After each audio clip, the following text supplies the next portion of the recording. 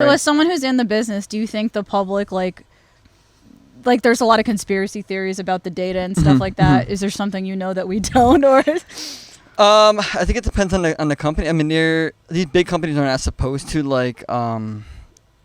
be malicious with your data, right? Yeah. And there's terms of service and everything. No one reads the terms of service. There's this whole 500-page thing. We won't do anything with your data. Blah blah blah blah blah blah. Yeah. I can say that there are certain companies that are going to be better with security than others. Okay. So a lot of times, a big company will be like Facebook or Spotify. They're going to be really big on security because they have so many users, right? Okay. If you're a startup, you're not really thinking about security. You're thinking about how can I get more users, though. So you're going to cut corners in some ways. And so maybe your data might not be as secure because it's not on top of mind, right? Yeah. So, I think it depends on what you're using. So sometimes the lack of security in the data isn't necessarily something malicious. It's just because they're a startup, they're not as experienced. Correct. Or they don't even have a security person on the payroll. They're just outsourcing that to something else, right? Gotcha.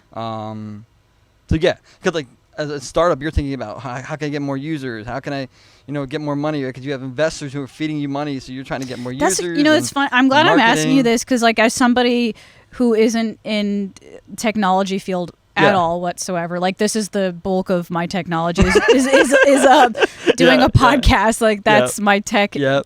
And it's not I'm not great at tech either. I just do what I have to do.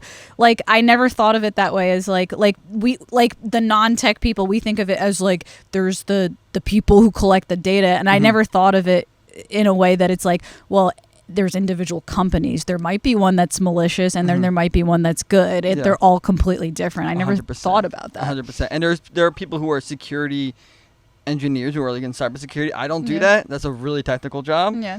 If you know how to do that job, forget it. Millions of dollars probably per year because it's just such a technical job. Gotcha. And you have to be on it because there's always somebody who's going to try to find a loophole though, right? Gotcha. So, and there's actually in the security world, a lot of these hackers who are called red hats though, the malicious hackers, they'll become white hats and work for these companies. So a lot of these security people who work at Facebook or Amazon, whatever, right?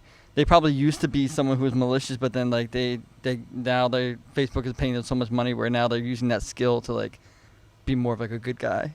Gotcha. So, that's interesting. It's interesting, yeah. So there's a whole secret world going on. Yeah, here. it's Edward Snowden, basically. So.